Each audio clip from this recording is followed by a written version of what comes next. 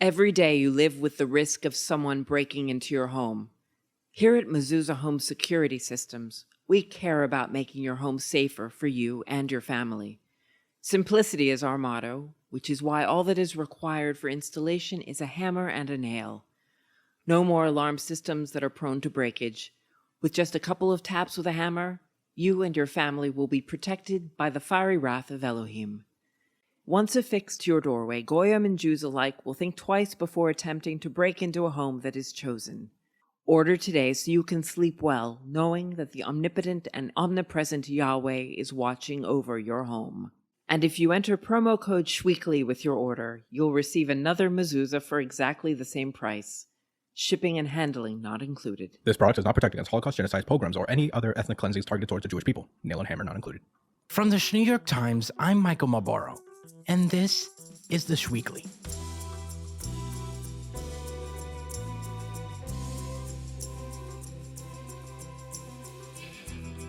Since the start of the war in Ukraine, no single figure has lambasted Vladimir Putin as effectively or persistently as social media influencers. Instagram and TikTok influencers have emerged as heroes in America and around the world. Whose defiant dances and lip syncs have made Putin reevaluate his priorities. It has made his family concerned for his well-being.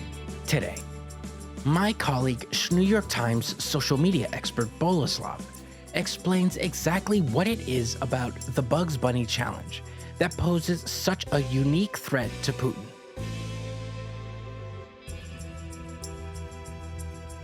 It's Shmonday, March 7th.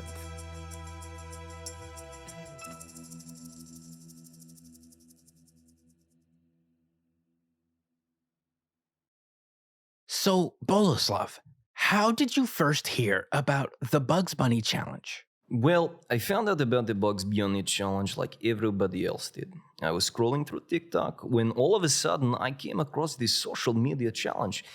It was like nothing I had seen before. All anybody could think about was, who is this 16-year-old girl and where are her parents? Although its origins are unknown, it's said that the Bugs Bunny challenge started sometime in March 2021. And to say it went viral is an understatement. So, what exactly is the Bugs Bunny challenge? Well, like most social media challenges, it revolves around a song. Usually hip-hop, but it doesn't have to be. But it's usually hip-hop. Like the Mannequin Challenge, for example. That challenge featured the song Black Beatles by famous sibling rapper duo Russo-Ukrainian. I said fine, but you said you didn't see them. We say you didn't see them. Black girls around cloud prison. Small world and friends know me. Young boy living like an old geezer. Little cat while you walk the police. Black girls still trying to get even. In that one, you had people frozen in a pose. Sometimes with friends, but always showing off their drip while Black Beatles played in the background. It looked cooler than it sounds. But so, that's more along the lines of what the social media challenge is like. Now, what made the Bugs Bunny challenge special was the use of its perspective-bending camera work, which that kind of camera work was a bit of a first. So not only were they revolutionizing social media, they were revolutionizing cinematography. Interesting. So, what exactly goes into making something like the Bugs Bunny challenge? Well, to make the Bugs Bunny challenge a Bugs Bunny challenge, you need a couple of things. First, you need a coronavirus lockdown or something of that scale. Really any global event that causes someone to teeter between being bored to death and suicidal. Then you need a girl, somewhere between the ages of 22 to inappropriate. Then she needs to lie on her stomach, preferably on her childhood bed, and preferably in front of a mirror. Doesn't have to be, but it makes the process a little easier. And so now, with her belly on the bed, what she needs to do is kick her feet up in the air. Now, what this does is when you look at her head on, leveled with the bed, it makes her feet look like little bunny ears. And when you've got all that, that's when you can start playing the song. Я самый грязный заяц. Бакс Банни. Кидаю деньги в сауну. Бакс Банни. Мешаем менты с колой. По приколу. Она прется с меня. It's a slowed down Russian song named Samый Грозный Заяц, which roughly translates to the dirtiest hair. So for most of the video, she's just kicking her feet and bopping her head side to side like a bunny would. But then, when the rapper says Björk's Björni, that's when the young lady raises her hips to reveal the crack of her... And then, like most challenges, it's gone within 3 days. So, why is it back? Well, I mentioned earlier that the catalyst for these challenges was a pandemic-scaled event. Well, since Russia attacked Ukraine, one could argue that we are living through another event as cataclysmic as the pandemic. But this time, it's different. How so? Well, whereas the March 2021 iteration of the Björk's challenge was seen as bored pandemic entertainment, surprisingly enough, this version of Björk's challenge is being used as a form of protest. It's almost as if, by raising their backsides, these mostly American influencers are telling Putin directly that they're not going to take this lying down. And, like most movements, it has caught on with the masses. Now, you have everyone participating in the Björk's challenge with the hashtag #StandWithUkraine. Even celebrities started doing it. Jennifer Lawrence, Amy Schumer, even Al Pacino. And from there, that's when all these other social media protests started to sprout out. Now, when you say social media protests, do you mean protests on social media? Exactly, Michael. What are some examples of these social media protests? Well, of course you have your standard college-dorm bathroom mirror dancers, your DIY horny sketches at the gym, your Instagram comedians joking about Putin's tiny penis. But the one who's really blowing up right now is Rebecca Sanders, who's changed how we listen to Putin's speeches.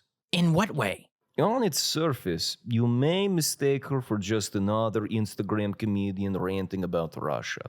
But when you turn the sound on, you'll realize that she's mouthing the words of Putin himself. I could see how that's funny. It's almost as if his words don't belong in her mouth. Yeah, exactly. Coming from her mouth, you realize how absurd Putin's words really are. It's so fucking funny. Celebrities and comedians in particular have really embraced Rebecca. Even the likes of Ray Romano have lauded her for her brilliance. Yeah, no, I think she's amazing. You know, it's kind of like the perfect joke. Like, the premise is also the punchline. There are also entertainers that have taken it upon themselves to educate us on the situation.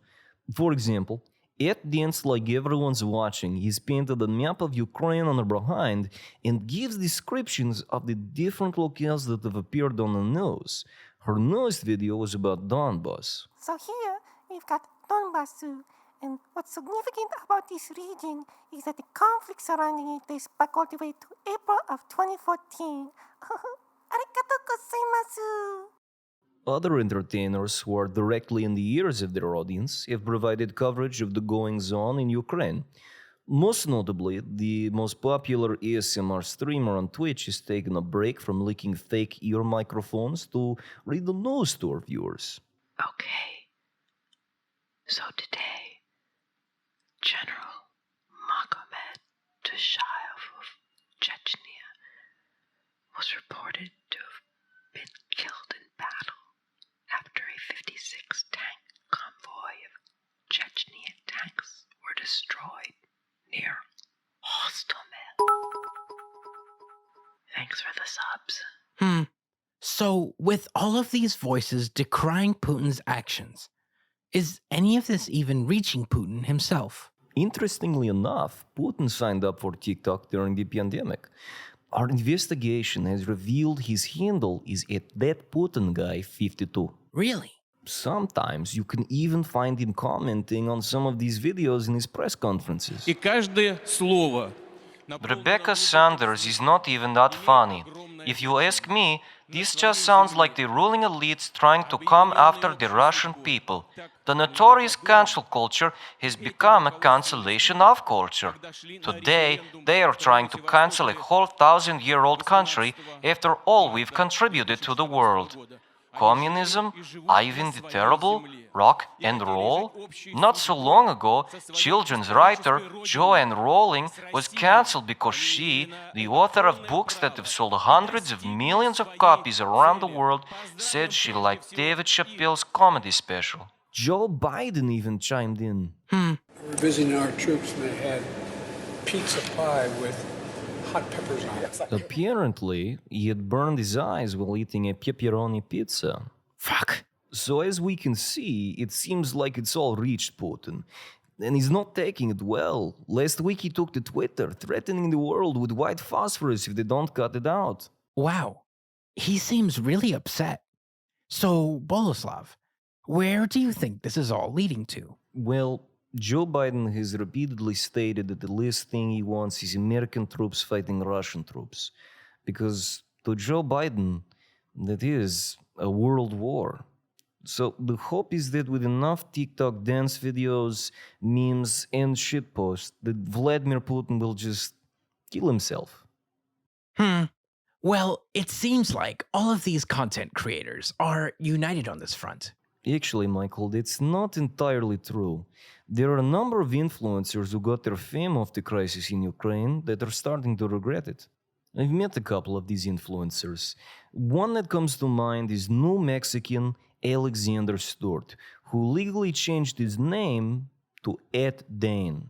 Well, my TikTok journey started when I started doing relationship sketches with my sister.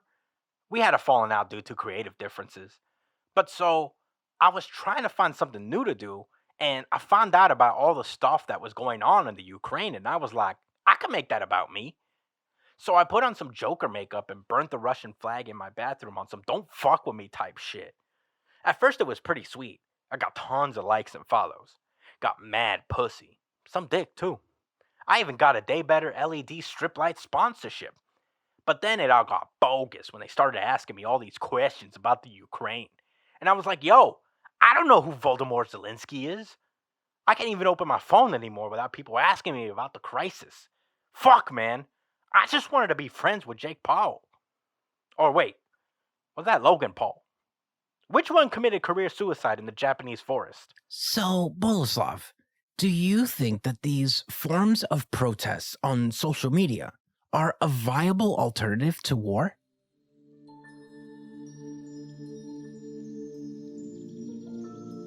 Well, here's the thing, Michael.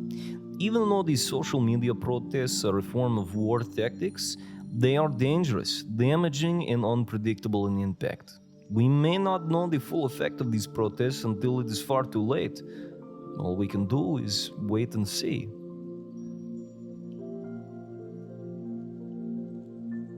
Thank you, Boleslav. Thank you, Mirko.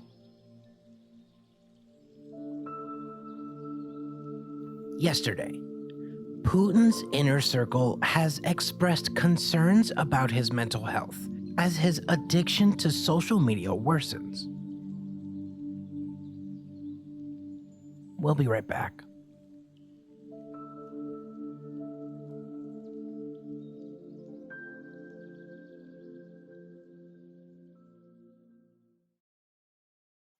Hi guys, Michael here. When Donald Trump announced his bid for president, calling all Mexicans less smelly Armenians, we were there. When Donald Trump called Chris Christie a fat Italian slob who is married to a meatball sub named Mary Pat Christie, we were there. When Donald Trump, a racist, homophobic misogynist, grabbed the 2016 presidential election by the punani, we were there, reporting the news for you, our listeners. We were there when Donald Trump withdrew from the Paris Climate Accord, stating that France was a shithole country. And we were there when Justice Clarence Thomas awoke from his 20-year slumber on the bench. Every single moment, we were there, scouring social media for you, our listeners, to deliver the news to you, to keep you informed. But now, we need your help.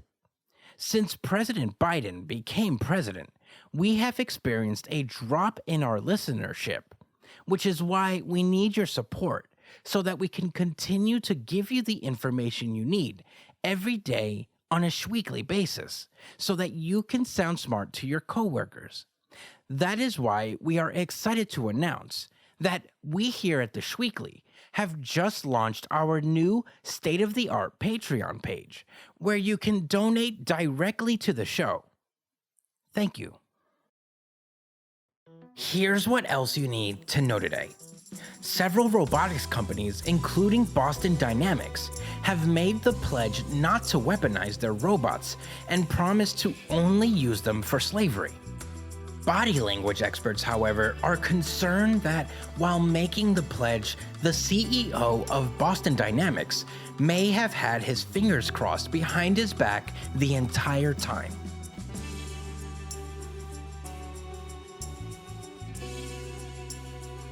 The Schweekly was created, written, and produced by Christian Espinal and Poopy Rubin. Today's episode was voiced by Christian Espinal, Brandon Puff, and Krista Komondor. Our theme music is by Rusty Mack.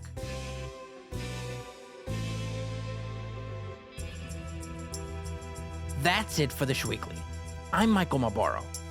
See you next week.